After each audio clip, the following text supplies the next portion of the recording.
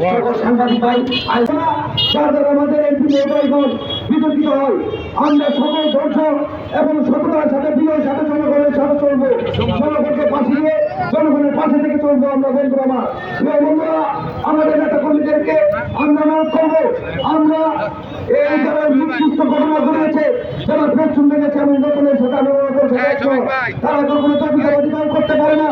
আমাদের এমপি মহোদয়কে আমাদের জেলা বিএনপির নেতৃবৃন্দ সভাপতি সভাপতি খনন করবো। অতিবিলম্বে তাদেরকে যদি দলের কোনো পরিচয় থাকে, সেই পরিচয় থেকে তাদেরকে বহিষ্কার করবে এবং তাদের আইনের আওতায় আইন করবো। তাদের গণধর্মকে গ্রেপ্তার করে আইনের আইনক ব্যবস্থা গ্রহণ করবে, যাতে করে জামালপুরের মাটিতে আর কোনো আমরা চাই না কোনো পিছুবাদের জন্য।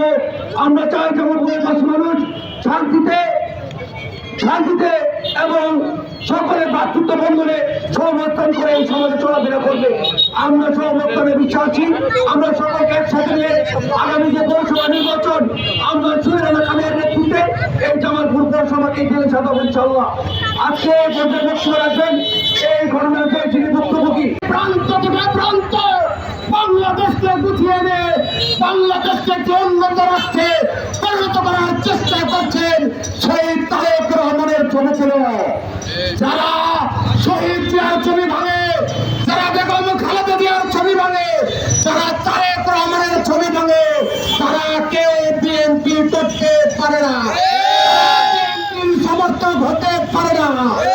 যারা বিএনপির কাছে অনুরোধ করছে, বিনয়ের সাথে বলছে, জেলা বিএনপির সভাপতি, জেলা বিএনপির সাধারণ সম্পাদক, শহর বিএনপির সভাপতি আপনাদেরকে অনুরোধ করে বলছে, এই সন্ত্রাসীদের যদি কোন পথ থেকে থাকে অনতি বিলম্বে তাদেরকে বহিষ্কার করতে হবে এবং আমরা স্বাভাবিক নিয়ম মেনে জামালপুর থানায় আজকে কি অভিযোগ দায়ের করেছে, সেই হান্নান এবং বাচুকে আসামি করে আমরা থানায় অভিযোগ দায়ের করেছে।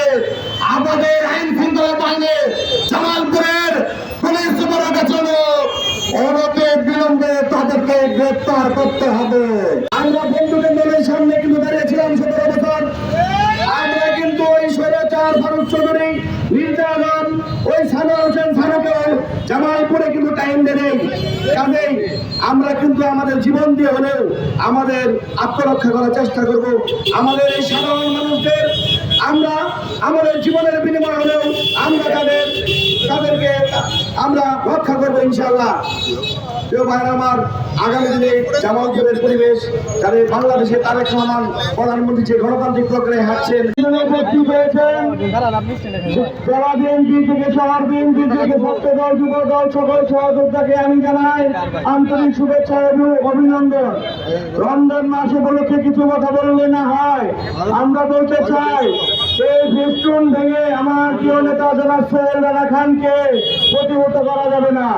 যদি এই ফেস্টুন ভেঙে নিজের নেতাকে বড় করতে চান, তাহলে আপনার নেতা বড় হতে পারবে না ইনশাআল্লাহ।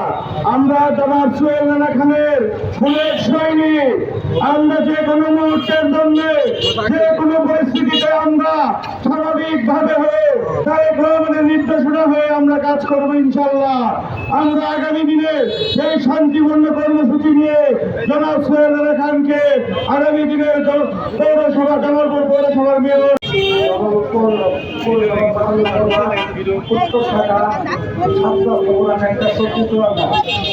আমি আগে মামুন ভাই গ্রুপ করতাম, মামুন ভাই ভালো লাগতো, মামুন ভাই পরিবেশ ভালো লাগে না দেখে আমি এখনো ভালো লাগে। আমি 5 তারিখের পরে মামুন ভাই কিছু করবে কারণে আমি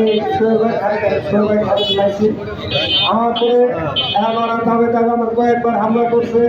এবার কালকে গতকাল আমি রাত্রে খান ভাই সিস্টেম বানাইছি, মানে আমার দোকানের সাথে লাগাই দিছি। রাতে 11টা 20 মিনিটে আমার দোকান সব পিস্টন সব পুজো হলাইছে। সাথে আমার 2.5 লক্ষ টাকা মালা ছিল, তাই আমি আমার বউ বানিয়ে আমি এটা নিয়ে পেশায় তারা আমার ক্ষয়ক্ষতি করে আজকে আমার করতে বসে যাচ্ছে। আজকে আমি একটা দোকান করবো, এই দোকান জানাচ্ছি সামনে ঈদ আছে, কিন্তু আমার এই ক্ষয়ক্ষতিটা করলো। এটা পুলিশ প্রশাসনের কাছে বললি, সবার কাছে বললে আমার এটা একটা পদক্ষেপ নেবেন, যেটা সুস্থ ভালো হয় সেটা আপনারা করবেন।